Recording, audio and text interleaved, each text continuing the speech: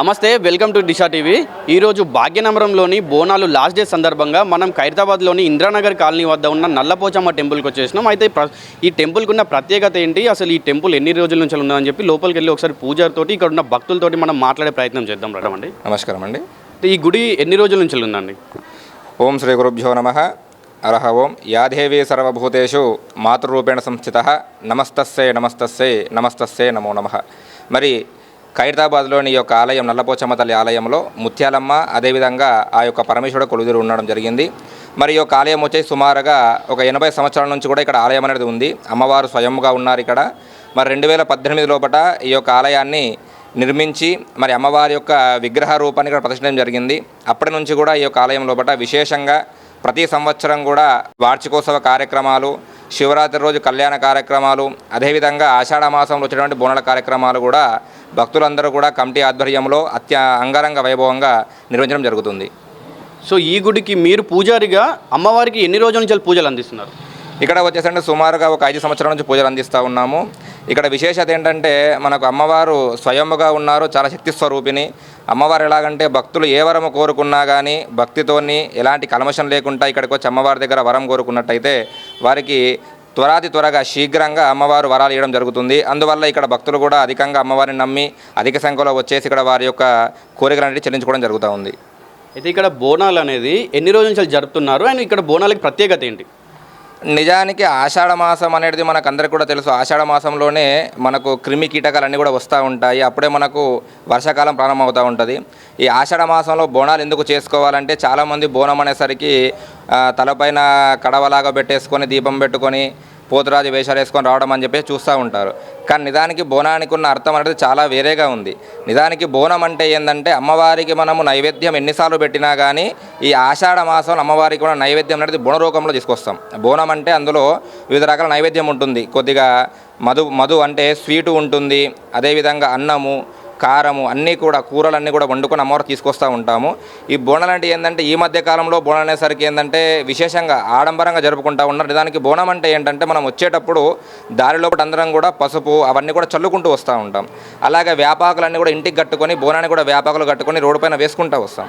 దానివల్ల ఏమవుతుందంటే ఈ యొక్క క్రిమి కీటకాలు ఏవైతే ఉన్నాయో, బ్యాక్టీరియా అనేది ఏదైతే ఉంటుందో, ఈ వర్షాలు పడి ఏవైతే భూమిలో ఉన్న బ్యాక్టీరియా అనేది బయటకు వస్తూ ఉంటుందో, వైరస్ అనేది అదంతా కూడా ఏమవుతుందంటే దాని ఆ పసుపు చల్లడం వల్ల ఈ వేపకొమ్మలు వేయడం వల్ల ఏమవుతుందంటే యాంటీ బ్యాక్టీరియాగా పనిచేసి జ్వరాలు రాకుండా, సర్దులు రాకుండా, ఇలాంటి ఆరోగ్య సమస్యలు రాకుండా మనకు తోడ్పడుతూ ఉంటుంది. అందుకు కారణంగానే ఆషాఢ మాసంలో బోనాలు జరుపుకోవడం జరుగుతుంది. అందులో ఆషాఢ మాసంలో వచ్చే శుక్లపక్షం పాడ్యమ నుంచి 9 రోజులు వారాహి నవరాత్రులు చేసుకుంటాము. వారాహి అంటే కూడా మనకు పంటలు ఇచ్చే తల్లి కాబట్టి అమ్మవారిని పూజించుకుంటూ ఉంటాము.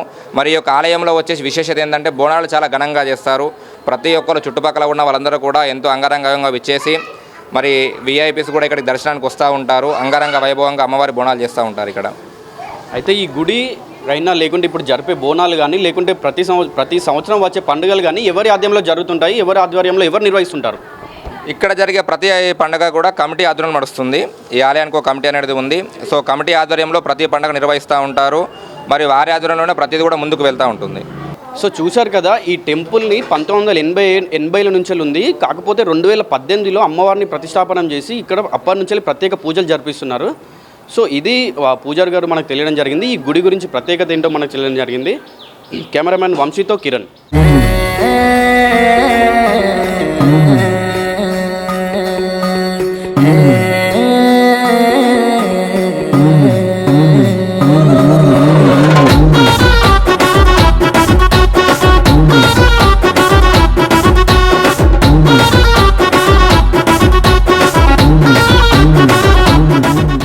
మనం ఖైరతాబాద్ మెట్రో కింద ఉన్న అమ్మవారి టెంపుల్ దగ్గర ఉన్నాం. అయితే ఈ రోజు బోనాల సందర్భంగా ఇక్కడ పూజలు జరుగుతూ ఉన్నాయి. అయితే ఇక్కడ టెంపుల్లో ప్రత్యేకత ఏంటంటే లోపల ఒక్కటే అమ్మవారు కాకుండా 7 అమ్మవార్లు ఉన్నారు. అయితే దీని ప్రత్యేకత ఏంటి, అసలు ఈ టెంపుల్ ఎన్ని రోజుల నుంచి ఉంటుందని చెప్పి ఒకసారి ఇక్కడ ఉన్న పూజారితో మాట్లాడి మనం తెలుసుకుందాం.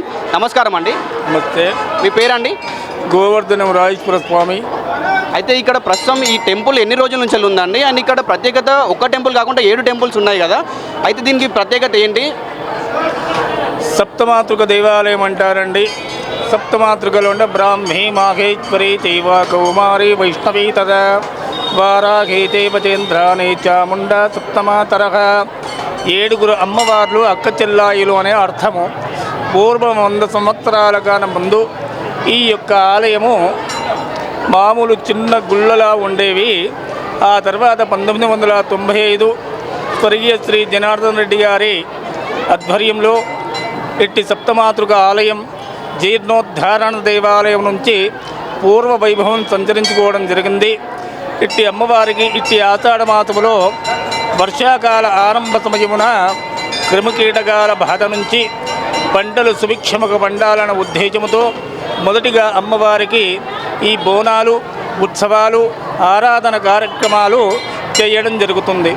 ఇట్టి ఆలయానికి హైదరాబాద్ నగరమే కాకుండా ఇతర డిస్టిక్ల నుంచి కూడా భక్తులు జనసందోహం బాగుగా ఉంటుంది. ఇట్టి ఆలయంలో ప్రాతకాల సమయాన సప్తమాతృకులు పంచామృత అభిషేకములు మరియు కుంకుమార్చన కార్యక్రమాలు, తదుపరి బోనాల ఉత్సవాలు, ఘటాలు, పలార బండ్లు ఇలాంటి కార్యక్రమాలు ఉత్సవాలుగా నిర్వహించబడుతూ ఉన్నాయి. అయితే ఇక్కడ 7 అమ్మవార్లు అక్క చెల్లెలు ఉన్నారంటున్నారు కదా, అయితే 7 అమ్మవార్లు అక్క చెల్లెలు ఏంటండి, వాళ్ళ పేర్లు ఏంటి? బ్రాహ్మి, మాఘేశ్వరి, కౌమారి, వైష్ణవి, వారాగి, ఇంద్రాణి, చాముండి. అయితే ఇక్కడ పూజలు ప్రస్తుతం బోనాల టైంలోనే జరుగుతాయా, లేకుంటే జనాలు ఏదైతే ఇక్కడికి వీక్షిస్తున్నారో వాళ్ళు నార్మల్ టైంలో కూడా వీక్షిస్తారా? అంటే కేవలం బోనాల టైంలోనే కాకుండా ఇతర పండుగలప్పుడు కూడా ఇక్కడ జనాలకు రావడం జరుగుతుందా? మీరు పూజలు ఇంతే ప్రత్యేకంగా జరపడం జరుగుతుందా? అట్లేదండి, ప్రతి పండుగ కూడా శరన్నవరాత్రి ఉత్సవాలు మరియు గరుడ పంచమి అంటే శ్రావణ మాసంలో వచ్చేటటువంటి నాగుల పంచమి మరియు కార్తీక మాసంలో వచ్చేటటువంటి నాగ చతుర్థి అంటే ఇక్కడ వెలిసిన పుట్ట అంటూ ఉంది. ఆ పుట్ట కూడా 100 సంవత్సరాలకు పూర్వమే వెలిసినటువంటిది కనుక ఇట్టి గరుడ పంచమి కానీ, నాగ చవితి కానీ, శరన్నవరాత్రి మహోత్సవాలు కూడా చాలా దేదీప్యమానంగా నిర్వహించబడతాయి. ఇక్కడ మీరు 7 అమ్మవారి టెంపుల్స్ ఉన్నాయి కదా అండి, అయితే మీరు ఇక్కడ ఎంతమంది పూజారులు ఉన్నారు అండ్ మీరు ఇక్కడ ఎన్ని సంవత్సరాల నుంచి వెళ్ళి అమ్మవారికి ప్రత్యేకంగా పూజలు చేయడం జరుగుతుంది? ఈ యొక్క ఆలయంలో అర్చకులు 2 ఉన్నామండి. ఇట్టి ఆలయం అర్చకత్వం నిర్వహించడం మేము 1997 నుంచి, అనగా ఇంచుమించుగా 26-27 సంవత్సరాల నుంచి అంటే ఈ యొక్క ఆలయ పునఃప్రతిష్ఠ అనేది 1995లో నిర్వహించడం జరిగింది. దాని తర్వాత 97 నుంచి మేము అర్చకత్వం నిర్వహిస్తున్నాము. ఇట్టి ఆలయం దేవాదాయ ధర్మాదాయ శాఖ పరిధిలో నిర్వహించబడుతుంది. ఇక్కడ ఈ టెంపుల్ ఎవరైతే ఇక్కడ ఇలా సెలబ్రేట్ చేస్తున్నారో ఎవరి ఆధ్వర్యంలో నడుస్తుంది అండ్ ఎవరు ఇక్కడ పెద్దలు ఎవరైతే ఉన్నారో ఎవరి ఆధ్వర్యంలో నడుస్తుంది? దేవాదాయ ధర్మాదాయ శాఖ ఆధీనంలో ఉంది కనుక ప్రతి సంవత్సరానికి ఒక మారు పాలక మండళ్ళు నిర్వహిస్తారు. వారి యొక్క పాలక మండళ్ళు స్థానిక ఎమ్మెల్యే గారు వారి సమక్షంలో నిర్వహించడం జరుగుతుంది. Thank you. ప్రస్తుతం మనతోటి టెంపుల్ యొక్క ప్రెసిడెంట్ ఫౌండర్ నరసింహరావు గారు ఉన్నారు. అయితే వాళ్ళ మాటల్లో ఒకసారి ఈ బోనాల్ని ఎలా జరుపుకుంటారో అండ్ దీనికి ఉన్న టెంపుల్ ప్రత్యేకతల గురించి మరొకసారి వారి ద్వారా తెలుసుకుందాం మనం. సో నమస్తే అండి. నమస్తే. ఈ టెంపుల్కి మీరు ఎన్ని రోజులుగా ప్రెసిడెంట్గా ఉన్నారు, ఎన్ని రోజులుగా మీరు దీనికి పూజలు నిర్వహిస్తున్నారు? 1995 నుంచి పునఃప్రతిష్టాపన చేయడం జరిగింది. పునఃప్రతిష్టాపన కార్యక్రమానికి శంకరాచార్యుల చేతుల మీదుగా మరియు జనార్దన్ రెడ్డి గారి యొక్క అండదండలతో ఈ అమ్మవారి యొక్క 7 గుళ్ళని నిర్మాణం చేయడం జరిగింది. ఆనాడు మా దగ్గర ఉన్నటువంటి కేవలము 7,000 రూపాయలతోటి ప్రారంభించి 17 నెలల లోపల సుమారు 26 లక్షల రూపాయల భవ్యమైన మందిరాన్ని మనం నిర్మించగలిగినాం. ఇక్కడ ముఖ్యంగా 7 అమ్మలు కొలువుదీరినటువంటి ఈ నేల పెద్దమ్మ, అమ్మల కన్న అమ్మ పెద్దమ్మ, చిరునవ్వుల తల్లి ఈదమ్మ, అనాథ రక్షకరాలు గడ్డలమ్మ, చల్లని ఊరపోచమ్మ తల్లి, ఆ అమ్మవారి పక్కకు ఉన్నటువంటి తల్లి డొక్కాలమ్మ తల్లి, ఆ అమ్మవారి పక్కకు ఉన్నటువంటి తల్లి నల్లపోషమ్మ తల్లి, కనక వర్షం కురిపించే కనకదుర్గమ్మ గుడి, 7 అమ్మలు కొలువు తీరినటువంటి ఈ నేల భారతదేశంలో మణిపూర్లో ఒక దగ్గర ఉన్నది. తర్వాతనేమో మన ఖైరతాబాద్, ఈ సికింద్రాబాద్ బోనాల తర్వాత పెద్ద దేవాలయం ఖైరతాబాద్ నియోజకవర్గంలో అంటే మన ఖైరతాబాద్లో ఉన్న వెలిసినటువంటి 7 అమ్మవి. మూల విరాట్ అయినటువంటి ఊరపోచమ్మ తల్లికి అందరూ కూడా పొద్దున 6 గంటలకించి రాత్రి 11 గంటల వరకు కూడా అమ్మవారి యొక్క దర్శనాన్ని, దివ్య దర్శనం చేసుకొని వాళ్ళందరూ కూడా ధన్యులెత్తారు. వాళ్ళు కోరిన కోరికలు కూడా అన్నీ కూడా అమ్మవారు ఏడుగురు అమ్మలతో కొలుదిరి వాళ్ళకి అన్ని కోరికలు తీర్చేటువంటి ఆ చల్లని తల్లి పోచమ్మ తల్లి.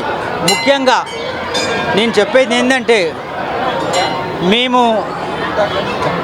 ప్రభుత్వ తరఫున చాలా వాళ్లకు ఎన్నిసార్లు కూడా విన్నవించిన పార్కింగ్ కానీ అది ఇబ్బంది అవుతుంది, ఆ పార్కింగ్ కూడా వ్యవస్థ చేయమని చెప్పినాము, వాళ్ళు ఏమి వింటనే లేరు. అయితే దయచేసి ఇది అందరూ కూడా లేదా ఈ అవకాశాన్ని మీరు అందరూ కూడా చుట్టుపక్కల ఉన్నటువంటి బస్తీ వాళ్ళందరూ కూడా ఇక్కడికి వచ్చేటువంటి వాళ్ళు ఖైరతాబాద్, తుమ్మల బస్తీ, చింతల బస్తీ, ఎర్రమంజిల్, తర్వాత పంజగుట్ట ఈ ప్రాంతాలకించి అందరూ కూడా భక్తులు అమ్మవారి దర్శనానికి రావడం జరుగుతుంది. ముఖ్యంగా భవ్యమైన మందిరము, మీరందరూ కూడా తప్పనిసరిగా ఒక్కసారైనా వచ్చి దర్శనం చేసుకొని మీరు వెళ్ళాల్సిందిగా మీ అందరితోటి నేను ప్రార్థిస్తున్నాను. సో ప్రస్తుతం ఇక్కడ మీరు అమ్మవారికి పూజలు నిర్వహించడానికి లేదంటే గుడి బయట ఏర్పాట్లు చేయడానికి మీకు ఇక్కడ ఫండ్స్ అనేవి ప్రభుత్వం నుంచి వస్తాయా, లేదంటే మీ ఏదైతే కమిటీ ఉందో కమిటీ నుంచి నిర్వహిస్తారా? మన దగ్గర కమిటీ ఉన్నది. మా కమిటీలో మాకు సంవత్సరానికి ఎంతైతే ఆదాయం వస్తుందో ఆ ఆదాయము ప్లస్ మన గవర్నమెంట్ కూడా ఏడు ఇస్తుంది. ఈసారి పోయినసారి 1,15,000 ఇచ్చింది, ఈసారి 1,20,000 ఇచ్చింది. చిన్న చిన్న గుళ్ళకు కూడా 2 లక్షలు ఇవ్వడం జరిగింది. కానీ 7 అమ్మలు ఉన్నటువంటి భవ్యమైన మందిరానికి ఆ బడ్జెట్ సరిపోవడం లేదు. కాబట్టి మళ్ళీ వచ్చే సంవత్సరానికి మాకు ఇంకా ఎక్కువ బడ్జెట్ ఇచ్చి భక్తులకు సౌకర్యాలుగా ఉండేటట్టు ప్రయత్నిద్దామనే ఉద్దేశంతో మాకు నెక్స్ట్ వచ్చేసరికి బడ్జెట్ ఎక్కువ రావాలని మేము అడుగుతున్నాం గవర్నమెంట్ని. సో చూశారు కదా, ఇక్కడ ఉన్న ఏడుగుల అమ్మవారి టెంపుల్ ప్రత్యేకత మనం చైర్మన్ ఫౌండర్ గారి మాటల్లో మరియు పూజారి గారి మాటల్లో తెచ్చుకున్నాం. అయితే ఈ గుడికి 150 సంవత్సరాల చరిత్ర ఉంది. వాళ్ళు కేవలం 16,000తో గుడిని స్టార్ట్ చేసి 26 లక్షలతో గుడిని నిర్మించారని చెప్తున్నారు. ఇక్కడ పంతులు గారు, పూజారి గారు కూడా చాలా ఫ్రెండ్లీగా ఉన్నారు. వారు మాట్లాడడం జరిగింది. పంతులు గారి మీదుగా ఫ్రీగా మనం ప్రసాదం కూడా తీసుకోవడం జరిగింది. కెమెరామన్ వంశీతో కిరణ్, దిశా టీవీ.